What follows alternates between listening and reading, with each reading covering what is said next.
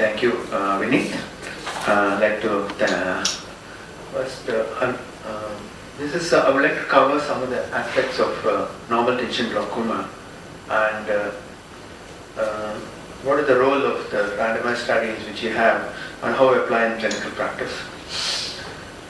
First, normal tension glaucoma is a subset of primary open-angle glaucoma. In the clinical presentation itself, studies have shown that when you look at the normal pressures versus high pressure glaucoma, the defects are slightly, probably, the demographic data is probably slightly different. When you look at this, while everything looks normal, only thing is they seem to have slightly thinner cornea and it's probably more female predominance. So demographically, it's probably slightly different. And the visual field data on the demographic shows that there is probably more localized field effect than diffuse field effect. And as shown here, they can get more localized visual field effect here. And disc hemorrhage, localized non-fibrillary defect as shown, and localized field defect as shown are typical of normal tension glaucoma. One of the studies which is probably we all have to know is the collaborative normal treatment glaucoma study, where the purpose of the study was way back in 1980s when this study was conceptualized. There was clinical intuition was mixed. Some thought it was a condition was probably optic neuropathy and not a glaucoma, and probably IOP has nothing to do with this condition. So Stephen Rance and Dr. Anderson were the two lead researchers on the study, and what the study found was when the patients were randomized to treatment versus no treatment in normal tension glaucoma, while 28 died, that is 35% of the control progressed, only 12% of the patients treated progressed. So meaning thereby that treatment probably had a potential beneficial effect in patients with normal tension glaucoma. So when you look at the overall analysis, you can make out that probably even in patients untreated where would need progress, probably the intraocular pressure had no role. So maybe unrelated to an IOP in certain subset of patients. While 28% of the 28 and 35% of the untreated eyes worsened within 3 years based on the study criteria, 61 showed similar deterioration in the treated eyes. So 65% of the untreated eyes did not worsen. So within the first 3 years, however, most eventually showed a slow progression. But what is important is 12% of the patients who were treated progressed despite treatment. That is 30% reduction in intraocular pressure. Probably they slowed the progress, but still there was a progression. The 30% lowering in the study was probably arbitrary, and filtration surgery achieved much higher reduction in intraocular pressure, but with the potential risk of cataract in those patients. So based on this study, they concluded that IOP was probably part of pathogenic process and IOP reduction is probably beneficial. But the potential IOP benefiting effect was probably masked by cataract in the treated group. So probably if you get a procedure where you get IOP reduction without getting cataract, probably it would be beneficial. Then the some analysis was done on looking at the natural course of normal tension glaucoma patients who are untreated, and what they found was while 1/3 of the patients showed a localized progress in the 3 years and half within 5 to 7 years. So what you have to do is of the subjects followed for 3 years or more, 62 of the 92 did not show statistically change in the mean deviation.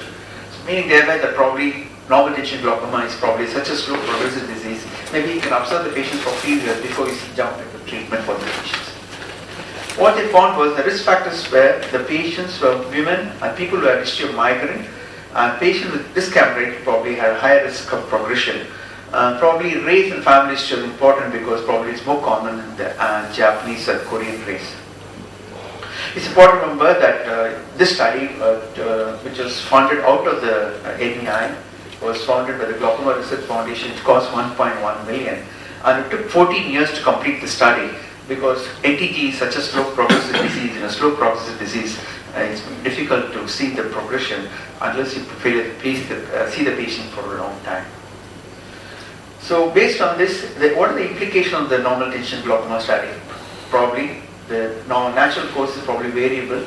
The prediction of untreated course is probably not possible, but you need to follow the patients. but we know there are some risk factors. The reason why this progression is important, because based on the old study, the EMGT, the collaborative normal, the CGS study, what they found was, even in the CGS study, you can see that progression, while mean reduction was good with the both surgery and medicine, both controlled the progression to such an extent that the progression was arrested. Supposing you can get target pressures, whether medicine or surgery, the late progression can be minimized.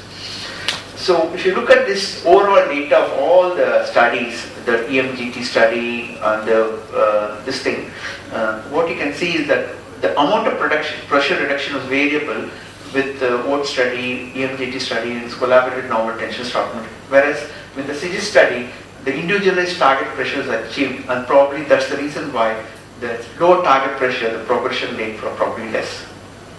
So look at this risk factors of progression of last studies. You can make out that probably in the collaborative normal tension glaucoma status, the disc hemorrhage and probably gender probably risk factors. Of course, IOP probably is a risk factor here. So based on this, so what you can do is the EMGT study is one study which looked at all the subset of patients with glaucoma, be it high tension glaucoma, normal tension glaucoma, or pseudoexfoliation glaucoma. What they found was the patients with pseudoexfoliation glaucoma probably progress faster, whereas ocular patients with high tension glaucoma are somewhere in between, whereas normal tension glaucoma patients progress very slowly. Probably this study gives an idea how to look at patients who present you and treat probably normal tension glaucoma probably less aggressively, follow the patient for a few years before you decide to treat them more aggressively. So rate of progression, as I mentioned in this, is probably very slow with NTG compared to patients with high tension glaucoma or pseudoexfoliation glaucoma. And the median time to progression is probably also different, whereas the median time to progression is much faster with pseudoexfoliation glaucoma compared to somewhere in between high tension glaucoma, with the longest with normal tension glaucoma. So in normal tension glaucoma, probably you need to have the patients for longer follow-up before you say that there is progression. What does progression mean for individual patient in looking at clinical practice? Suppose you have a patient who starts with 0 decibels, and if he becomes minus 25 decibels, he's become legally blind. Suppose the rate of progression is like 1 decibel, it means that it will require 25 years for him to become blind. A rapid progression of 2.5 decibel would mean the person will become legally blind in 10 to 12 years. So rate of progression is something which you need to assess before you really go in and jump and treat more aggressively. So this is how you need to know that we all start with 1.2 billion nerve fibers, and if the glaucoma, normal people lose about 0.4% per year, whereas if the person, the field detection occurs only after about 30% loss is there. So what you need to do is that the amount of the progression to visually debilitating visual defect as shown here depends on the rate of progression. Okay. What we know is that IOP Lowering probably prevents progression. However, in many patients, progression can occur despite treatment. And even in low IOP, in normal tension glaucoma, patients can progress. So can we treat all patients with glaucoma by simply lowering intraocular pressure? These are 2 patients who progress so rapidly, and within short time, they started to become visually handicapped as shown here. So there may be probably IOP independent risk factors. Maybe look at neuroprotection as a therapeutic paradigm, which is to prevent the death of neurons and probably prevent RGC death independent of intraocular pressure by looking at neuroprotection by various target mechanisms as shown here. One of the things which has been, studies have shown that one of the neuroprotectors which is mentioned here is NMDA antagonist, that is memantine. Memantine is one drug which is already used in neurology in Alzheimer's disease, but unfortunately memantine in 2 randomized studies has been shown to be ineffective. Other neuroprotection is alpha-2 agonist, has been shown to have receptors in the retina, and it has been shown clinically to be probably neuroprotective in animal eyes. While this memantine is ineffective in human beings, I would like to share something about the use of alpha-2 agonism subsequently. But other aspect also you should consider is that use of polyphenol antioxidants like Ginkgo biloba has been touted as neuroprotective agents. And effect of Ginkgo biloba extract in patients with pre-existing visual field defect in normal tinsion glaucoma are been shown to be beneficial, but this is needs to be confirmed in further studies. There are some more studies which have been published which show that Ginkgo biloba is probably an adjuvant in the therapy of normal patients with normal and high tension glaucoma. So it's important to remember the other risk factors in patients with normal tension glaucoma is a condition called obstructive sleep apnea, which is a condition which is associated with obesity, with airway abnormalities, and these patients also tend to have carotid plaques and coagulation abnormalities. Anecdotal reports have shown that treatment of obstructive sleep apnea slows down the progression of glaucoma. So maybe you may have patients who are present with rapid progression. If you put them into sleep lab and they may have obstructive sleep apnea, treatment of obstructive sleep apnea may be one of the therapeutic methods in patients with normal tension glaucoma. So when you look at the protection and the weight of evidence, various studies have shown calcium channel blockers, alpha agonists and carbonic inhibitors. Very few studies have reached the stage of clinical evaluation. One study is the low pressure glaucoma treatment study, which is a randomized double-blind study looking at timolol versus alpha-2 agonist, Brimonidine, to protect the visual field. The primary endpoint was to look at the visual fields in patients in the both groups. What they found was the patients who had Brimonidine as a therapeutic method in normal tinsion glaucoma had a slower progression of visual field compared to timolol. So it's important to remember the 4-year visual field progression of timolol was higher compared to Brimonidine. So this is something which may be kept in mind, because the low pressure glaucoma patients treated with Brimonidine who did not develop are less likely to have progression of visual field effect compared to timolol. The conclusion is probably, given the similar IOP lowering effect, there is probably IOP, non-IOP related mechanism favoring Brimonidine in patients. They looked at the risk factors for progression in the low pressure glaucoma treatment study, and what they found was while systolic and diastolic blood pressure and baseline follow-up risk factor, they also found a diagonal curve as a risk factor. And looking at the multivariate analysis, you can see that patients who are antihypertensives were also at a risk factor. Patients who had Brimonidine had a lower risk compared to timolol.